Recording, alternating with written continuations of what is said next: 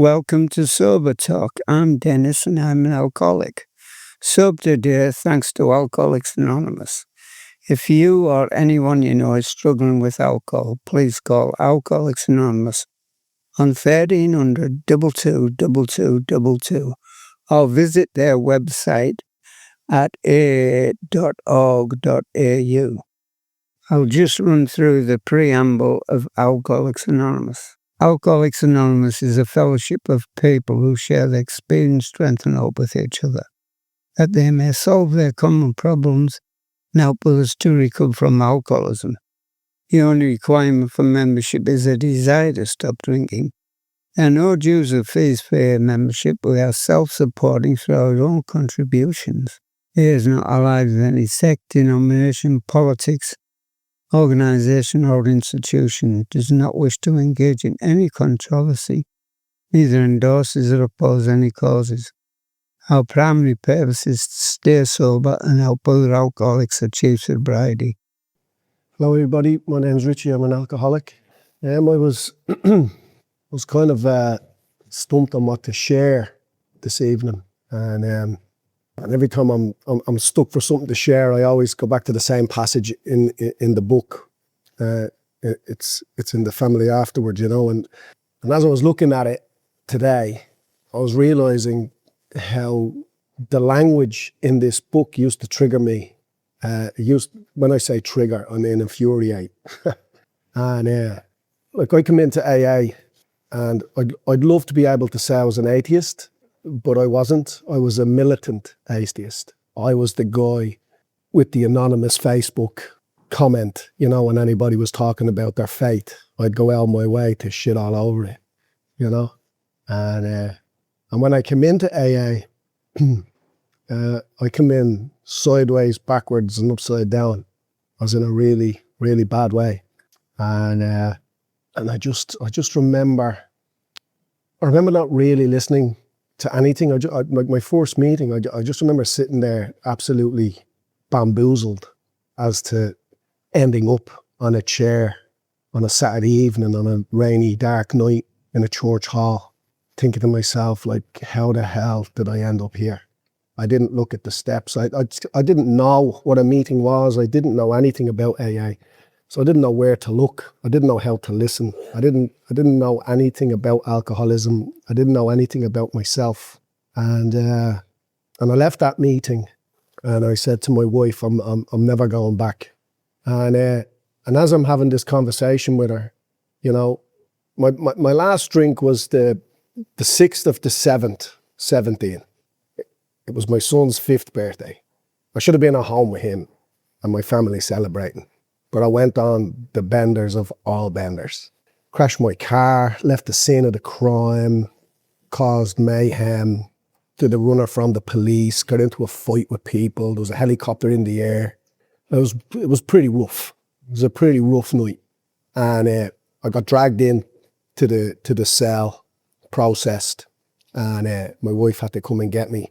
And she turns up with the 2 kids, And all this time, I'm sitting in the cell, I'm going, so what, this is easy, And I didn't once think of the people who I was hurting. I didn't think of them at all, because I was extremely selfish, self-centered, egotistical. I was probably manic as well. So my wife turns up with the 2 kids, and we talk about rock bottoms, and I still didn't think anything was wrong. I still didn't think, I thought it was, this is just a hiccup, it's just a blip. And so they took me out of the cell, so my wife could say, yeah, that's him, sign me off.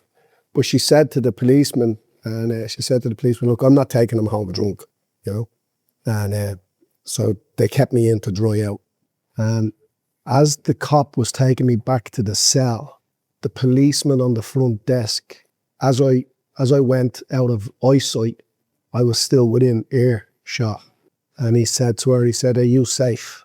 And even saying that now, yeah, I'd sit in AA meetings and I would talk about, I never raised a hand to my wife, I never raised a hand to my kids. I used to hide behind all of that thinking, I wasn't that bad.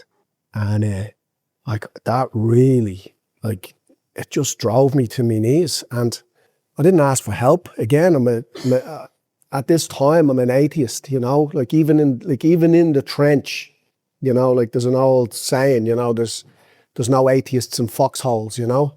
But even at that, I didn't even think of reaching out, didn't ask for help from anybody. I just remember just being miserable because, you know, I heard a speaker say once that, you know, I never come into AA because my drinking was affecting other people. I came into AA because my drinking started affecting me. And that's basically it, you know. I came to AA because my drinking had started to affect me. So I go back home after that meeting on the Saturday night, and Corner Light Gardens it was in, and 8.5 years ago. And I come back from the meeting and I said to Laura, I said, look, listen, I'm not going back to AA. I'm finished with that, you know. And she looks over at the door, and next to the door, there's like all these bags have been packed. And she had packed the bags on Asher's birthday while I was out drinking. And when I rang, you all right there, mate? And when I rang her from the police station, she was halfway through writing the note. I was going to come home to an empty house. And so she's right. And when I rang her from the police station, she crumpled it up, threw it in the fire, and she says, this has to be it. This has to be his last drink. So, because there was loads of last drinks.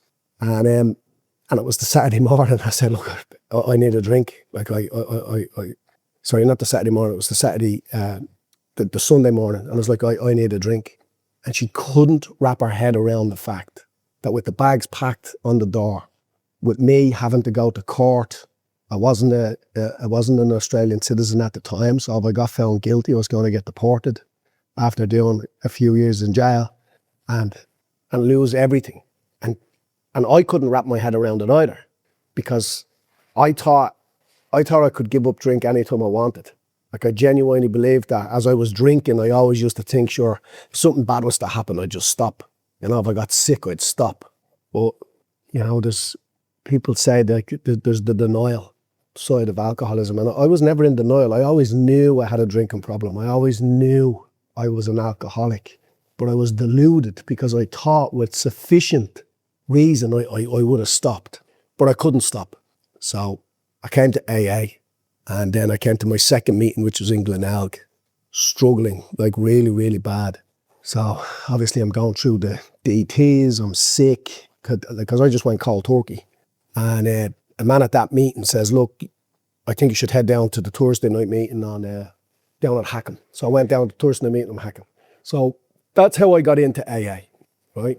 And now that I'm in AA, and I don't want any help, don't want to talk to anybody, leave me alone. I'll just sit down and I'll listen to what you have to say. And then I go home. And this is the time now when I'm starting to look around, you know? I'm reading the pamphlets, I'm looking at the steps on the wall. And now the God thing is starting to stick its head out. I'm like, oh, here we go. And then people would share about their faith. And I would get so angry, like angry to my boots. I would get so angry, I would forget I was an alcoholic in an AA meeting. I would be infuriated because they're talking about their faith and how God got them sober. And then I'd be asked to share. And I'd mumble my name, and I'd mumble I was an alcoholic, like, yeah, I'm an alcoholic. And then I'd say, like, I'd ask a question in my share. I'd say, so let me get this right. If I stay sober, it's God's job.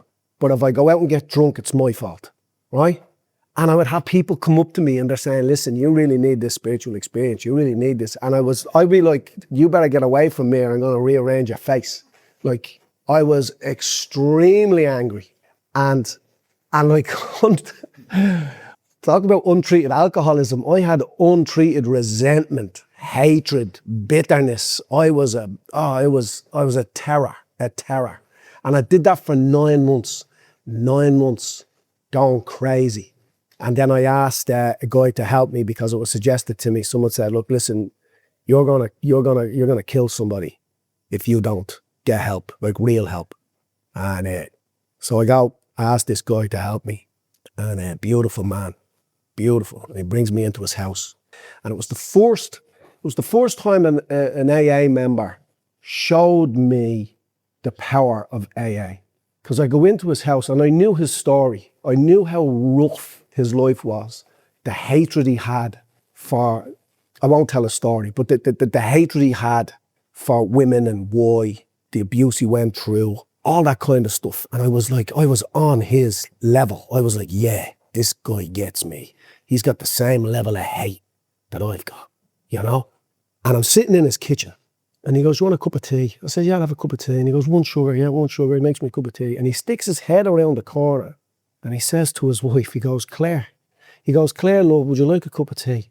And it just hit me like a brick. I was like, I've never spoken to anybody in my life. I've known my wife for 15 years at this stage. I'd never spoken to her like that. Never. My kids, we'll get into my kids in a minute, but, and I was just like, that's what I want. I want that. I want that. That's what I want. So we get down, open the book, get into the doctor's opinion that he asked me to read the week before, which I hadn't read.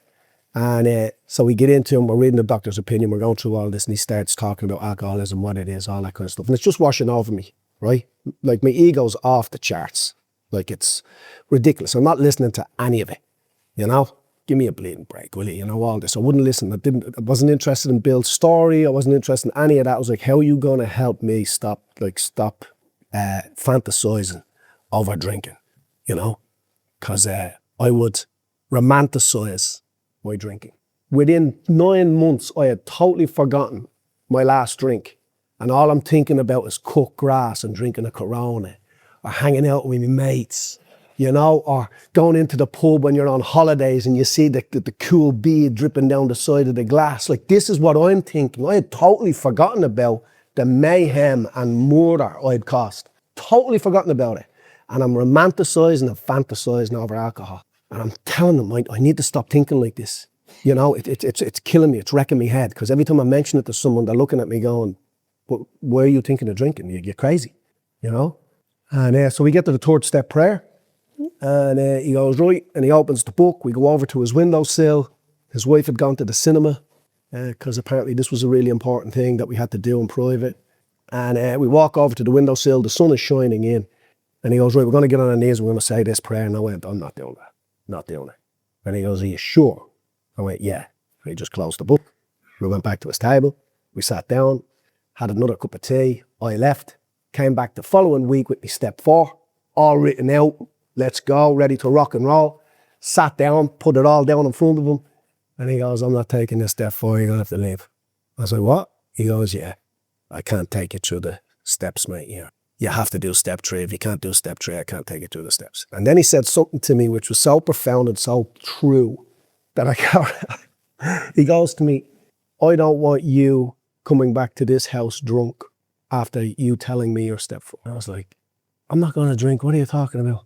And he was convinced I was going to drink. So anyway, I left his house. It was a Wednesday night. I was riding an electric bike and he lived in Christie's Beach, and I rode the bike from Christie's Beach to Norlunga train station, went home to Hallacove and went to a meeting the following night. And in that meeting, I told everybody I'd just done step 4 and 5. I'm now on 6 and 7, right? That's how mad I was. Absolutely batshit crazy. And I then decided to sponsor myself through the rest of the steps, right? And I landed my dream job. I got this job at a massive American sports company and they fly me all over the world.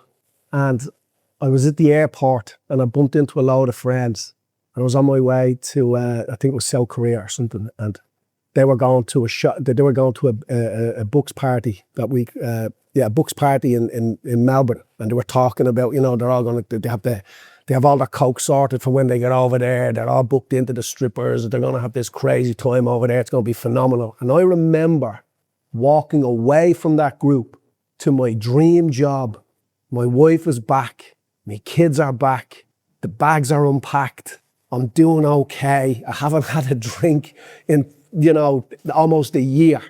And I remember walking to the gate with me head down going, my life is shit, you know? And I got on that plane, I went and did the job. When the job was over, I was sitting in the hotel, massive big 5-star hotel. I'm sitting there and I'm looking into the bar. And I went, right, I'll only drink when I travel. I won't tell anybody. I'm drinking, I'll still go to AA, and I'll only drink when I travel. So I'll pull my phone out and I'll look at all the things I have on, right? And it's something like 9 trips. It's like, yeah, this is great. This is great.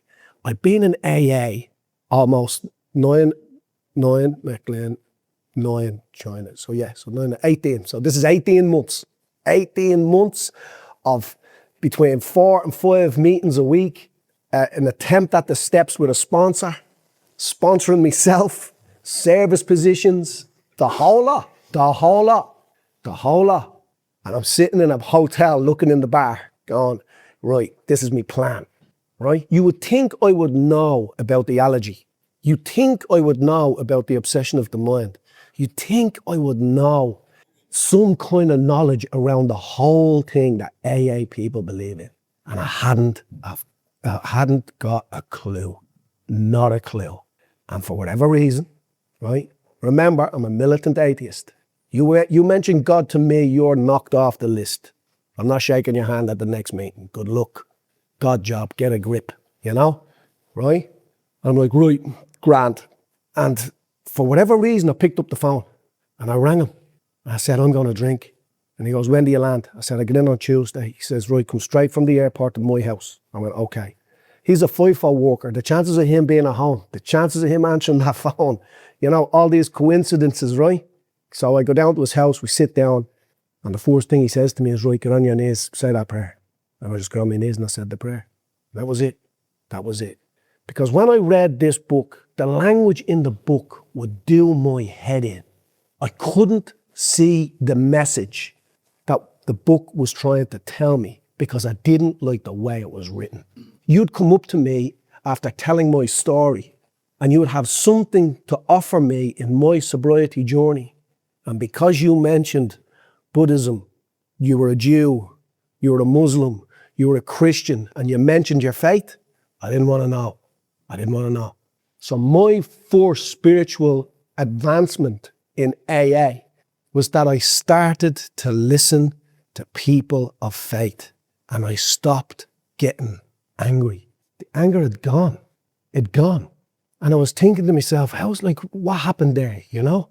And then all of a sudden I'm thinking, holy shit, this obsession has gone too. I don't fantasize about alcohol. I don't romanticize it. I don't demonize it. I have an 18-year-old daughter. Her and her mates, they have a few drinks, they go out. She's going to live her own life. I don't tell her there's no drink in the house. It has zero power over me. Zero. Yeah? I remember I used to have to plan going to parties. I used to have an exit plan. I used to strategize how I would go in and get out. Now I just go. I go wherever I want, when I want. Zero power. The obsession is gone.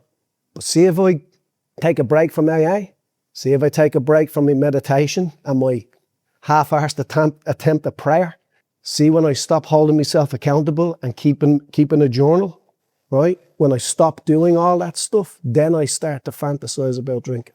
It starts looking okay for me. Because unfortunately for me, or probably fortunately, I'm an alcoholic, a real alcoholic, what they say in the book, you know? And the more sober you get and the more AA you do and the more you share and the more you speak, you start to remember stuff in your drinking. Like, I'll talk about things that happened to me in my past in my drinking, right? But I only can speak of them and tell you how I felt at the time is because I'm 8 years sober. And I've been looking back on my past over 8 years. If you'd have asked me on my first day in AA, I wouldn't have been able to tell you anything because I wouldn't have been able to remember anything, right? So I'll just read a little bit out of this book and it'll lead me into spirituality for me, my journey in spirituality, right? I was an altar boy, Catholic, right? My mother was convinced I was going to be a priest, right? When I tell you my hatred for the Catholic Church and all forms of religion, right? A big part of my story, a massive part of my story, is the trauma I got in the military. I ran away. A friend of mine was murdered, and I ran away to a thing called the French Foreign Legion, right? And I ran away to that, and it's an elite unit in the French army, and it was pre-9/11. So all of our work was done in the Balkan states, in Kosovo, Sarajevo in 99. Central Africa, Brazzaville in 98, Ivory Coast in 99. And the things I've seen there were horrific. Forget the things we did. I'm talking about the things we've seen. And I won't get into them with you, right? But some of it involved religious symbols, right? Churches being burned with people in them, standing in a mass grave while UN people are sorting out the bits and bobs and finding crucifixes on things like that, and driving me further and further and further and further away from God as you may understand him, but the God that I saw in my head. I was being driven away, and I mean aggressively, right?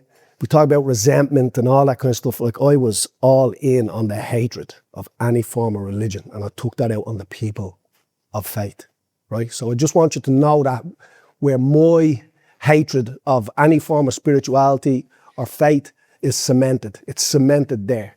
So then I come into AA and they went, you won't get sober unless you find God. I'm like, hang on a minute, mate. I'm going to burn this place to the ground, right? Right? And then you open the book and you're met with stuff like this, right?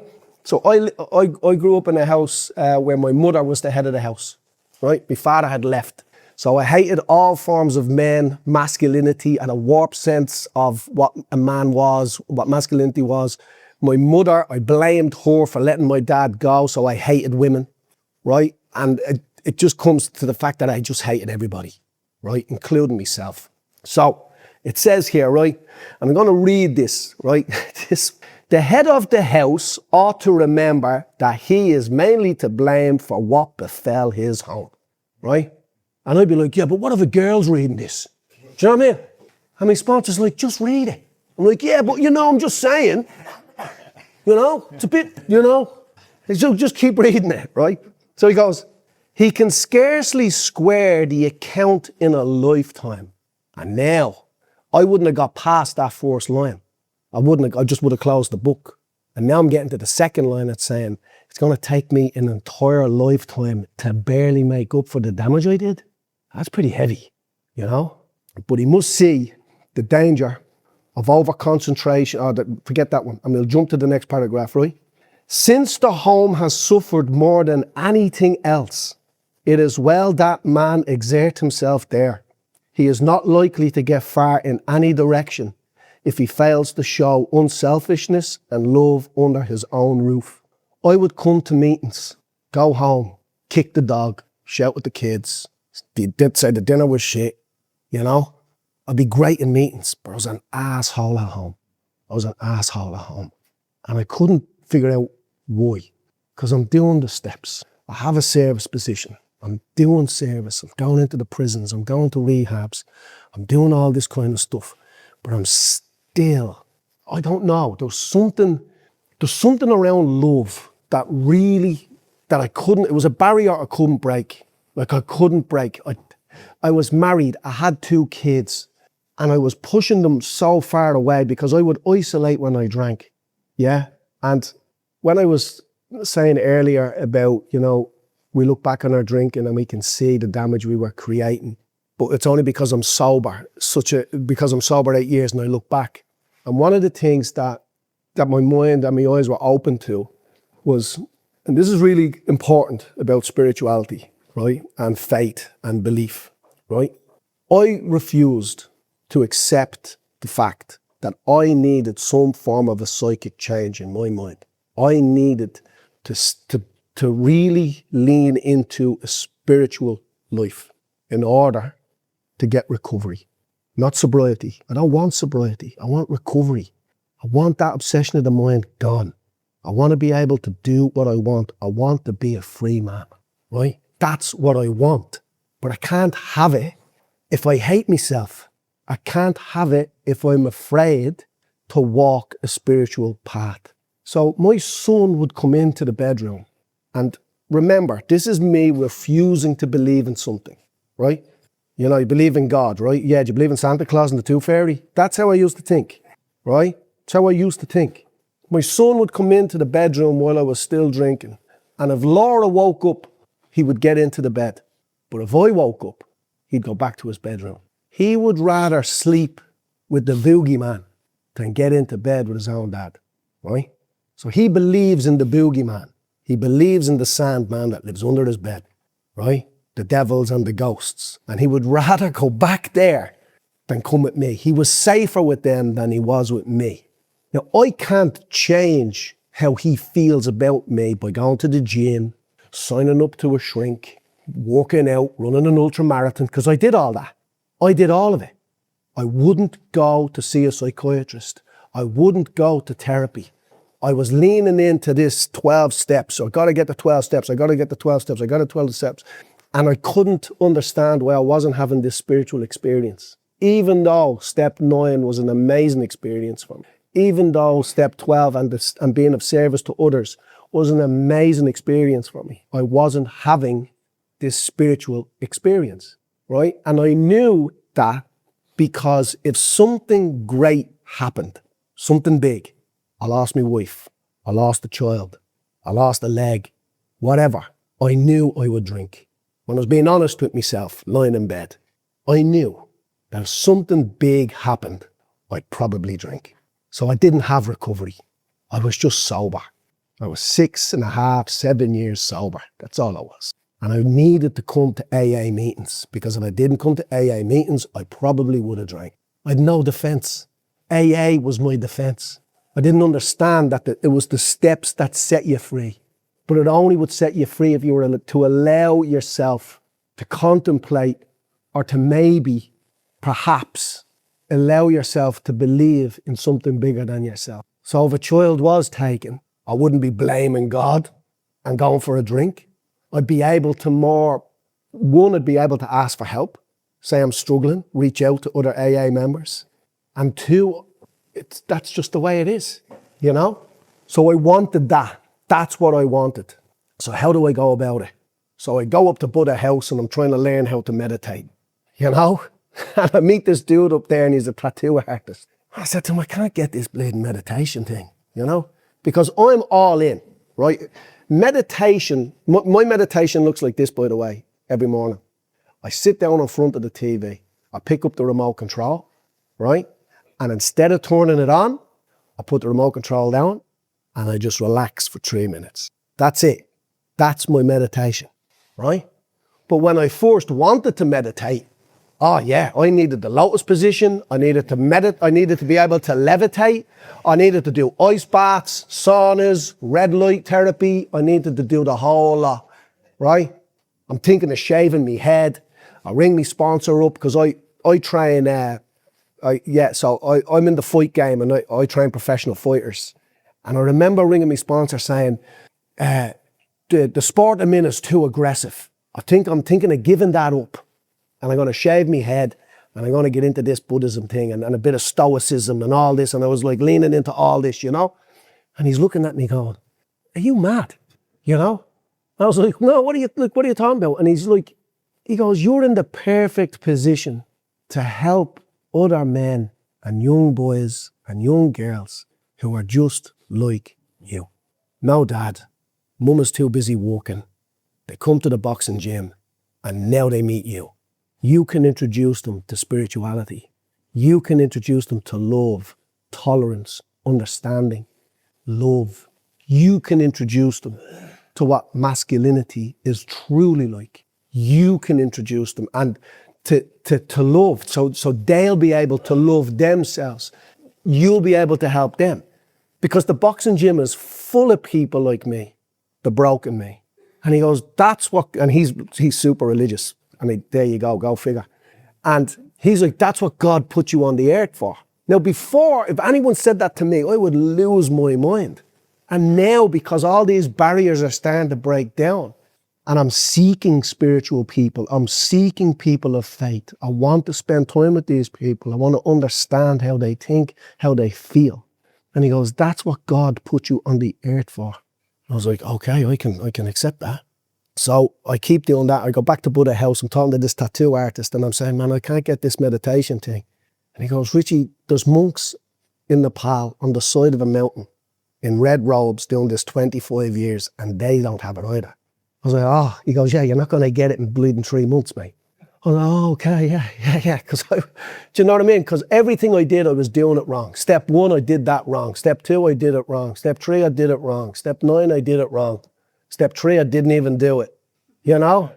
But do you know what I'm saying? Like, everything I did was wrong. Everything. I got married, I did that wrong. I'm a dad, I did that wrong. I came to AA, I'm doing that wrong. I have recovery, I'm fucking doing that wrong. You know? And here I am meditating going, I'll get this. You know, you never got anything in your life. How are you going to get meditation? So my meditation just it's very, very simple. You know, it's a tiny little bit of quiet in the morning and a bit of visualization. I try and visualize being a good dad, good husband, a good friend, good brother. And what does that look like? Like, what does it look like? You know, because for me, opening the door for someone isn't enough. I need to go and buy clothes for the homeless, and I need to, you know what I mean? I need to buy charity boxes and take photographs and put them on Instagram to say, hey, look how charitable I am, you know? And that's the beauty of AA. The beauty of AA for someone like me is the second A, the anonymity bit. If you're going to be of service, if you're going to be good to people, you have to do it and no one can know. I'm like, then what's the point in doing it? Like, what's the point in doing any of this if I can't tell people? You know? You know? And again, you know, I just, how long have we got left? Oh, yeah. So again, like, you know, I guess I don't know if I've helped anybody here who's not spiritual and is thinking of, like, I'd love to be able to show you a roadmap. I'd love to be able to hold your hand and say, come with me, walk up to the corner here, and I'm going to show you how to be spiritual. Like, I don't know. I've just arrived. Do you know what I mean? And the way I see it is that I look at my spirituality like a footpath and it's overgrown. But next to it, there's another path and it's all flat. It's made of tarmacadam. It's beautifully lined and it's flat and it's easy to walk on. If you wanted to ride a bike on it, it'd be perfect. It's flat, no hills, no nothing. But that's the road I've been on my whole life, the easy path, you know? And there's nothing there but hatred and anger and disappointment and shame and disgust. Because that's where I end up. But it's so easy to walk that path. It's so easy to just go for a drink. It's so easy to tell people that you love to leave me alone. It's so easy to tell people who irritate you to shut up. It's so easy to start arguments. Arguments are great. They're great. They're an equalizer. I don't have to listen to your problems. I don't have to tell you mine. I don't need to apologize to you if I argue with you. But it's so much more difficult on this spiritual path that's full of rocks. You can roll an ankle. It's overgrown. No one's really walked it. I don't know where I'm going on it, you know? But the thing about that path and what makes it so difficult is that I know in my head what an idea of spirituality is. Like, I know if you were to say, like, Richie, you're going to create your own religion, I want you to write 10 commandments. They'd probably look something like the ones in the Bible, you know? Like, my 10 commandments aren't going to be commandment number 1, you can cheat on your wife and if you don't get caught, it's fine. Do you know what I mean? If someone steals from you, follow them home and beat the shit out of them. No. Spirituality is living a hard life. And for a normal person like my wife, a normal person like most people that we know that live out in the world, those things are easy for them. But for me, it's extremely difficult. Extremely difficult to be a good person. I don't know why. But that's just the way it is for me. I have to do AA meetings, service work, sponsor people, be sponsored, like tons of AA, just to be normal. Just to be normal. I listen to podcasts, right, where guys talk about, you know, stuff that's similar to the 12 steps, you know? And you're listening to him talking, you go, oh yeah, I do all that. Yeah, he journals, he meditates, he helps other people. Yeah, this dude, he does exactly what the 12 steps is. He does what I do. Yeah, he's a multi-millionaire. Or she's an elite sports person. Or they're an Olympian. And I'm like, oh, I just do all that so I can be a decent husband and a half good dad. Yeah. That's why I need spirituality. That's why I need to do this work. Because if I don't, I only hurt the people that love me. And that's a massive spiritual thing right there. When I said the people that love me. Because I would say, I love you. I love my kids. I would never say the people that love me, because I never thought I was lovable. Ever. Ever. I was so filled with rage and hate. I couldn't see past any of that, you know? And now I live a wonderful, mediocre, normal life. It's very normal. It's slow. It's relaxed. I do my best not to anger quickly. I do my best to stay calm as much as I can, because I can lose it so quickly, you know. I'll finish on this, right? My program sits here, right behind the back of my head. And when something happens, the words are already out my mouth before the program can come in, you know? And I find myself apologizing a lot, you know? And I remember saying to Glenn, I was like, when do I stop apologizing? Why do I have to keep apologizing to people? And he says, as soon as you stop being a dick, you know? But I went and I got help. I went to a psychiatrist. I went into therapy. I started looking after myself. And the best thing about AA, and when we're out there doing service and we're talking to prison wardens and doctors and we're in hospitals and we're talking, I always say this to them, right? The best thing AA gave me, right? Those 12 steps gave me. It gave me an introduction to a spiritual life that allows me to put other people first. And when I go to therapy, or I go to a psychiatrist, or I go to my GP, or I go to a lawyer, or I'm talking to a cop, I can be honest with them. I can be truthful with them. I would go to psychiatrists and I'd lie through my teeth. How can they help me if they don't know about me? I'd go to the doctor and they'd be prescribing me medications that's meant to work. But how can it work when they think I'm drinking 2 beers a week? 2 beers a week? Drinking 2 beers before 4:30 in the morning, you know? So the best thing AA has ever given me, was an introduction to a power greater than myself. Call it what you want. The universe, God, Buddha, Jehovah, whoever, what, right? But for me, this militant atheist who moved into atheism and now is agnostic, for me, it's just this little crooked path that's really difficult to navigate. But I know if I'm on it, then the people around me, they get the benefits of that. I came to AA because I was afraid my wife was going to leave me, right? I stayed because it introduced me to me. And I'm not that bad. I'm not. I'm a lovable guy, you know? I'm present. I'm reliable. I will love you. I'll respect you. I'll honour you. I won't steal from you. Well, I might, right? If they're lollies, I'll steal your lollies, right? And I'll be there for you. I'll help you if I can, you know? And that's something I never was. Never, ever, ever, ever, ever. And yeah, if you're new or you're not new, but you're struggling with the spiritual side of things, I get it. Like I truly, truly do. But yeah, just take your eye off the God thing for a minute and just look down at your feet, see where you are now.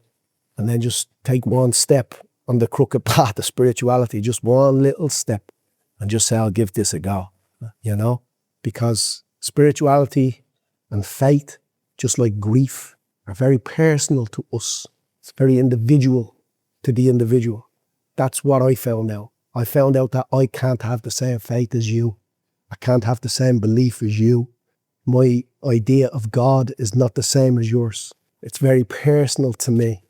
It's unique to me. And understanding that was a relief, you know, that I can walk this path on my own. I don't have to walk anyone else's path, you know. So yeah, so if you're... Fantastic. You know, so thanks for asking me. Yes. AA has more than 2 million recovering alcoholics throughout the world. In Australia, there are about 18,000 members. They meet in over 2,000 local meetings spread around the country. Meetings range in size from a handful in some areas to hundreds or more in larger communities. And once again, if anyone you know is struggling with alcohol issues, please call Alcoholics Anonymous in 1300 222222 or visit their website on aa.org.au.